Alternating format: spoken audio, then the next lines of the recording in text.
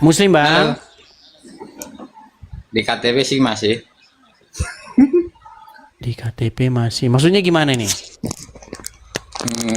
Ya itu bang yang kata saya tadi malam, ingat nggak? Lupa saya bang. Yang nggak sholat Jumat 3 kali itu hukumnya apa itu bang? Oh ini yang nyupir yang gelap-gelap itu. Oke, ya ya ya. Gimana gimana gimana? Anda di KTP masih tertulis Islam. Ya, Sudah berapa tahun?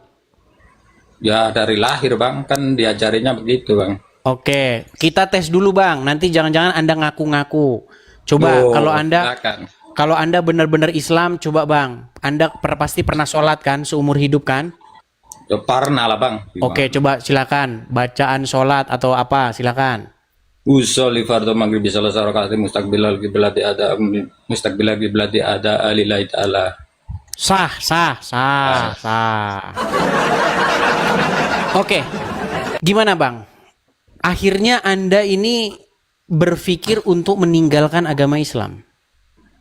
Enggak begitu sih bang. Terus? Ya, nggak saya sering nonton abang ini kok. Abang ini kan pakai data, sedangkan lawan-lawan abang ini kadang-kadang nggak pakai data gitu. Paham kan? Paham, paham. Ketika saya paparkan dalil-dalilnya ada di Quran, ada di hadis, kemudian lawan bicara saya modalnya urat leher doang ya dan halusinasi. Iya, data yang disampaikan abang itu bener nggak itu bang? Sahih nggak ibaratnya itu yang hadis-hadisnya terus Qurannya itu bener-bener Kalau nggak yang sahih pasti nggak saya angkat bang.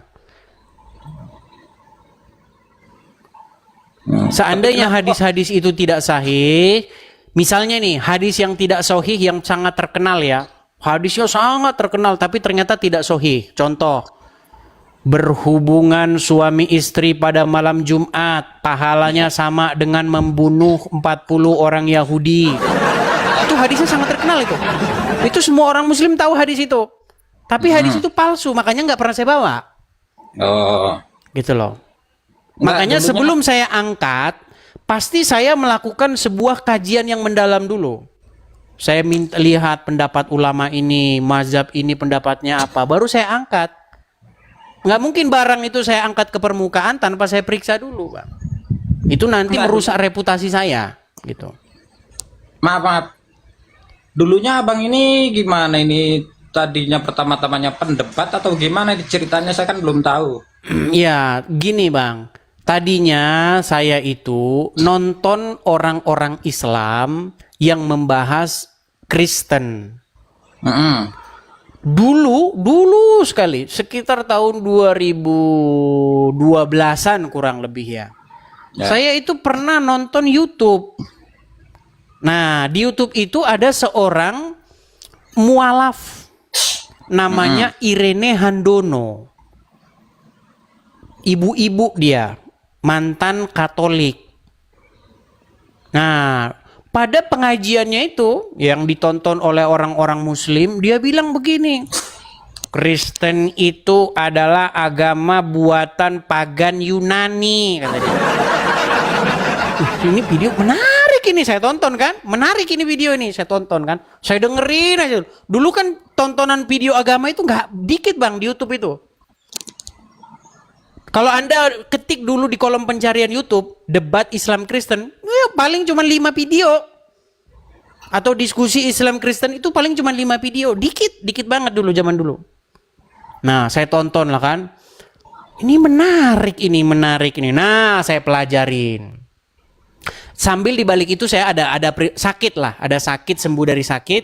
Setelah itu baru saya pelajarin kan, saya pelajari, saya baca Bible, saya baca Quran, saya bolak-balik baca.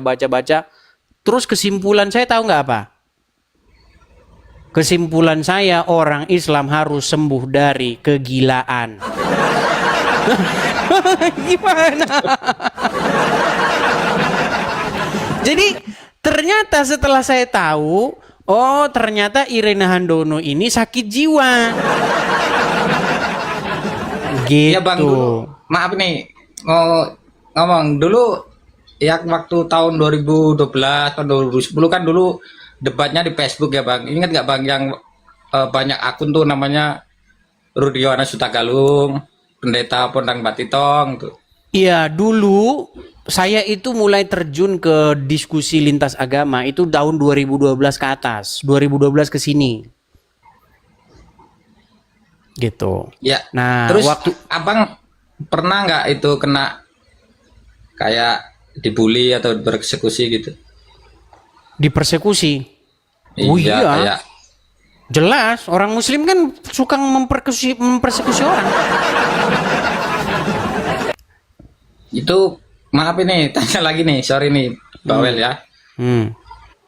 Eh, karena data yang disampaikan salah atau yang nggak terima gitu, apa abang dianggapnya menghujat doang gitu? Gini, orang muslim yang mempersekusi saya itu adalah orang-orang Islam yang biasanya pemabuk, ya kan, overdosis agama, ya tukang maling begitu. Kalau dia ngerti agama nggak berani.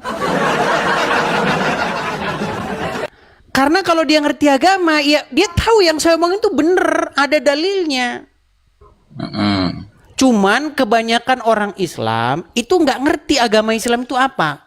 Hanya ikut-ikutan saja beragama. Jadi ketika saya memaparkan sebuah fakta-fakta dalam agama Islam, mereka mengira saya menghujat, padahal enggak. Misal ada ustadz Contoh nih, misalnya, Muhammad itu adalah seorang pria yang mempunyai kekuatan SEX setara dengan 30 pria.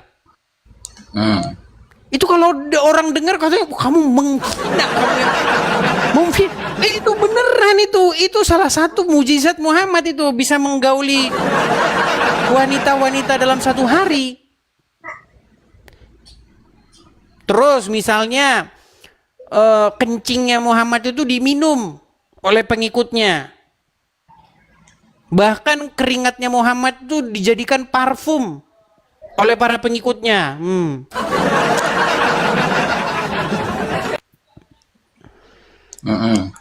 Tuh, Dan banyak hal-hal lain begitu. Saya katakan juga, Quran, ada ayat-ayat Quran yang isinya itu merupakan hasil persekongkolan Umar dan Muhammad. ya yang kayak berhijab gitu kan kata abang tuh, emang ada. Ya banyak, Cuman- banyak hal. Gitu. cuman Nah, kan ketika saya utarakan itu, orang-orang Islam awam yang nggak tahu bahwa itu benar, langsung mempersekusi saya. Ketika saya bilang Muhammad pernah mau mencoba bunuh diri, langsung disangkain saya menghina. Padahal itu ada semua dalilnya. Begitu.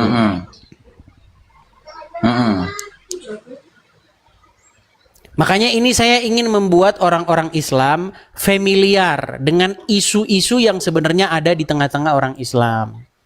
Begitu. Selama ini kan orang Islam terlena, terbuai membahas, mengkritikin agama Kristen. Abang nggak takut bang? Dibilang orang Kristen nyembah manusia, padahal orang Islam nyembah manusia.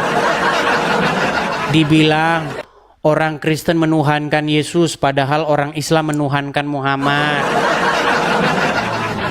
Gitu bang. Ya, emang abang nggak takut bang? Iya, Nggak mau takut. gimana? Namanya pilihan. Gimana? Nah, Namanya pilihan. Artinya gini, selama ini kan orang-orang Islam ini begitu bebas dan leluasanya membahas agama Kristen. karena karena mungkin itu bang, karena banyak mungkin bang mayoritas. Ya karena mayoritas. Makanya kan sebenarnya ya mungkin banyak juga orang kan yang tahu gitu, sebenarnya banyak yang tahu, banyak yang ini, cuman kan nggak mau ngomong, diem Iya, gitu. karena Kan takut. kayak saya misalnya saya tanya Pak Ustadz begini, bukannya dijawab mungkin malah diancam bang gitu. Makanya Nah makanya itu. wah kamu udah kafirmu, udah murtadmu, jangan pelajarin Quran nanti kamu murtad gitu. Wah lo kafir lo mau tanya begitu gitu, padahal kita kan tanya secara logika. Betul, Jadi, betul. Karena di dalam agama Islam, karena saya pernah bilang begini bang, seandainya undang-undang penistaan agama itu dihapus, dicabut, sehingga orang itu leluasa berhak mengeluarkan pendapatnya tentang agama, mengeluarkan pikirannya tentang agama Islam. Saya sudah pernah bilang, Bang, dalam waktu 15 tahun yang jadi orang Islam tinggal 2 orang. Iya, tinggal Juma sama Uncu PA.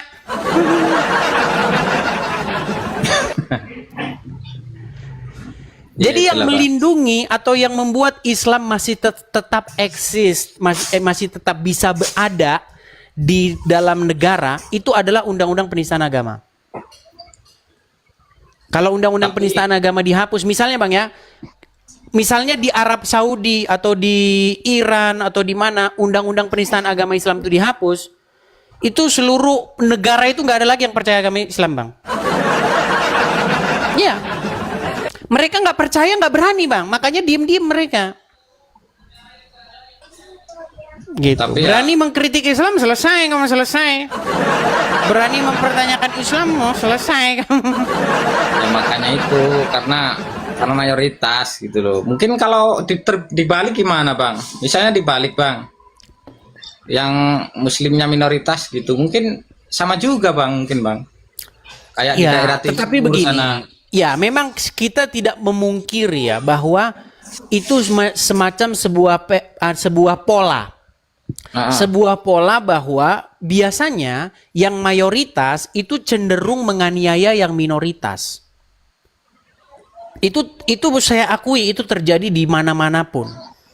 Nah, tetapi ini yang mau saya budayakan nih supaya itu tidak terjadi lagi begitu loh. Kalau orang Islam boleh bahas agama Kristen, maka orang Kristen tuh boleh bahas agama Islam. Sebaliknya gitu loh. Ya mungkin kalau 50-50 bisa, Bang. Kalau penduduknya 50-50 bisa. Iya, makanya ini yang saya budayakan, Bang. Orang-orang Islam itu saya ajarin supaya kalian itu jangan bisanya bahas agama Kristen. Kalau dibahas agama kalian langsung marah-marah, itu loh, Bang. Seperti itu. Ya, itu yang fanatik mungkin, Bang. Wah, semua gitu, kalau yang Bang. Fanatik iya. Hampir semua begitu. Tapi Abang nggak takut ini memperpecah belah kerukunan umat beragama ini di sini? Nah, karena saya herannya itu juga yang menjadi keheranan saya, Bang. Kalau orang Islam bahas agama Kristen, nggak ada orang ngomong memperbelah kerukunan. Ini memecah belah persatuan ini. Tapi kalau sebaliknya, masa langsung memecah belah persatuan? Jangan begitulah. Masa orang Islam bahas Kristen nggak ada yang bilang memecah belah persatuan. Sementara kalau Kristen bahas Islam langsung dibilang memecah belah persatuan. Gitu. Kan udah banyak tuh, Bang, kasus berantem itu dulu itu tahun 2000-an itu di timur itu kan banyak berantem itu. Dulu malah nggak ada media sosial, Bang. Dulu nggak ada seperti ini media sosialnya. Yang dulu konflik itu loh, Bang. Takutnya begitu, Bang. Ya, makanya di sini saya didik supaya orang-orang itu menjadi dewasa. Jadi yang berperang itu ini loh. Gagasan argumen kita yang berperang, bukan fisik kita. Itu sama kok, Bang, dengan debat capres, debat politik. Itu sama. Debat partai, misalnya visi misi partai A dengan visi misi partai B, dua-duanya punya ini. Itu saja yang diperdebatkan argumennya. Kalau debatnya mah saya udah dari dulu, Bang, dari zaman Rudi Yohanes Hutagalung RIH itu sama Pendeta Pondang Patitong segala. Iya, yang ingin saya utarakan begini, kenapa kok harus adu fisik? Berarti kan yang adu-adu fisik itu adalah orang-orang yang mohon maaf ya bodoh begitu. Karena apa? Karena kita ini memperdiskusikan mengemukakan argumen, jadi lawan dengan argumen gitu. Kalau saya emang nggak punya data, jadi saya nggak bisa nyanggah lah gitu. Gimana? Ya. Abang pakai data, sedangkan saya mau ngeyel, lah data saya mana gitu kan? Nggak ada, sedangkan abang kan pakai data. Wah, nggak bisa lah saya ini. Saya menyanggahnya. Gitu. Tapi intinya ini Anda ini mau keluar dari agama Islam atau bagaimana? Oh, takut abang nanti dikeroyok saya. Ngaco abang ini. Nanti dibacok saya. Iya. Nih, dari keluarga pasti menentang, sedangkan nenek saya haji, ibu saya mau haji. Terus tetangga, saudara, lingkungan, kan nggak mungkin saya begitu. Tapi di hati kecil Anda gimana? Anda masih percaya Islam? Ya ikut yang lain aja lah gitu, ikut kebanyakan. Cuman satu lagi nih sebelum turun nih. Ah, iya iya. Hah? Iya, silakan silakan. Kan namanya Quran sama Bible itu kan kendala dari bahasa ya Bang. Betul kan? Kendala maksudnya? Kendala di terjemahan. Terjemahan itu kan nggak sepenuhnya benar. gitu kan. Terus harus ditafsirin. Nah, sedangkan kata Abang Nabi Muhammad maaf ini ya, bentar. Kata Muhammad Rob itu kan ya saya kurang tahu lah. Coba kalau tanya satu nih. Lord kan Yesus kan Lord ya di Bible-nya ya, Bible bahasa aslinya ya. Terus diterjemahinya itu Tuhan apa Tuan gitu Bang? Ya sama aja Bang, Tuhan sama Tuhan itu sama aja. Enggak, maksudnya kan dulu tahun 60-an lah ya, tahun sebelum penjajahan kan bahasa Indonesia belum ada nih. Bahasa Indonesia Tuhan itu kan belum ada tuh Bang. Iya, adanya Tuhan, dewa. Tuhan. Jadi Tuhan apa Tuhan? Ya itulah makanya saya bilang kalau kita mengkaji bahasa sebenarnya Tuhan sama Tuhan itu ya sama aja. Hanya saja belakangan ini orang-orang berpikir bahwa itu dua kata yang berbeda. Kalau dulu sama itu Bang, sama dengan tahu dengan tahu. Itu sama Bang. Saya tidak tahu. Saya tidak tahu. Sama itu sebenarnya. Ya, cuman kan kalau dulu sekarang tahu itu mengerti, tahu itu makanan. Begitu. Bahasa itu terus berubah Bang. Begitu. Iya, bahasanya maksudnya namanya kitab kan kitab bahasa asing itu ya. Kan susah itu kalau misalnya di enkripsi lah gitu, ibarat kata canggihnya lah gitu. Kalau di enkripsi langsung kan susah, itu nggak ada kodenya, makanya harus ditafsirin, harus pakai ilmu ini segala macam. Kalau kita pelajarin itu umur kita nggak cukup, kata Ustaz. Iya, tapi intinya saya sudah membaca, saya sudah meneliti keduanya. Saya punya pesan saja. Bahwa Al-Quran itu isinya itu banyak menjiplak dari Bible. Begitu. Dan itu diakui oleh para akademisi, diakui oleh para pakar-pakar yang meneliti dua kitab itu. Itu sesuatu yang tidak mungkin diingkari oleh orang yang telah membaca kedua buku itu. Kayak yang Abang tuh, kalau surga gimana itu kan Eden, Heaven, apa itu? Kalau diterjemahin ke bahasa Indonesia, kalau di Quran kan jannah itu ya sebenarnya kan di dalam Kristen dan Islam itu sebenarnya tidak dikenal istilah surga. Ya, itu surga kan bahasa baru-baru ini, baru tahun merdeka bahasa baku itu. Ya, jadi kalau dalam bahasa Ibraninya itu gan itu maksudnya taman. Gan Eden, maksudnya taman Eden. Eden itu tempat, nama tempat, taman di Eden, begitu. Nah itu diambil istilah itu kalau bahasa saya dicolong oleh Al-Quran menjadi Jannatul Aden. Tapi masalahnya orang Islam ini suka bikin definisi sendiri, padahal sebenarnya itu bukan bahasa Arab gitu loh. Iya, kendalanya di bahasa itulah. Iya, jadi Al-Quran itu mengandung bahasa-bahasa asing begitu. Bahasa-bahasa yang dia itu nggak ada di dalam bahasa Arab. Begitu. Oke lah, itu aja Bang. Cuman pesennya itu aja Bang, jangan sampai ada gontok-gontokan ya. Ya, kalau itu betul. Setuju. Kita yang didiskusikan ini saja ya. Oke ya. Oke, saya turunkan ya, dan bagus ya. Cukup ya. Baik, terima kasih dan bagus. Iya, seenggak-enggaknya dia bagus lah.